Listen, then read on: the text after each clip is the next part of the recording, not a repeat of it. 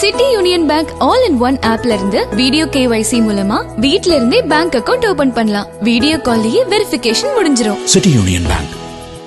அடுத்த 5 ஆண்டுகளில் 1000 புதிய ரயில்களை அறிமுகம் செய்ய இந்திய ரயில்வே திட்டமிட்டு உள்ளது என்று ரயில்வே அமைச்சர் அஸ்வினி வைஷ்ணவ் தெரிவித்துள்ளார்.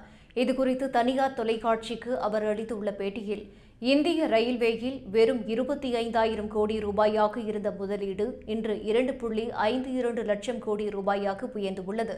11 ஆண்டுகளில் 35,000 கிலோமீட்டர் தூரம் ரயில்வே தண்டவாளங்கள் அமைக்கப்பட்டுள்ள நிலையில் ஒரு வருடத்தில் மட்டும் சுமார் 5,300 கிலோமீட்டர் தூரம் தண்டவாளங்கள் அமைக்கப்பட்டுள்ளன.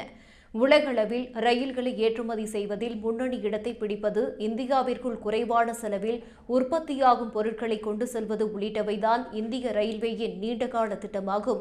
குறிப்பாக சரக்கு பொருட்களை சாலை மூலமாக எடுத்துச் செல்வதை விட ரயில் மூலம் எடுத்துச் செல்லும் போது அதன் செலவு பாதியாக குறைவது மட்டுமல்லாமல் 95% சுற்றுச்சூழல் பாதிப்பும் ஏற்படுவதில்லை என்று தெரிவித்துள்ளார். மேலும் கடந்த 10 ஆண்டுகளில் சரக்குகளை கையாள்வதில் இந்திய ரயில்வேயின் பங்கு 26% இருந்து 29% உயர்ந்துள்ளது என்றும் இதை 35% கொண்டு செல்ல இலக்கு நிர்ணயிக்கப்பட்டுள்ளது என்றும் அஸ்வினி வைஷ்ணவ் கூறினார்.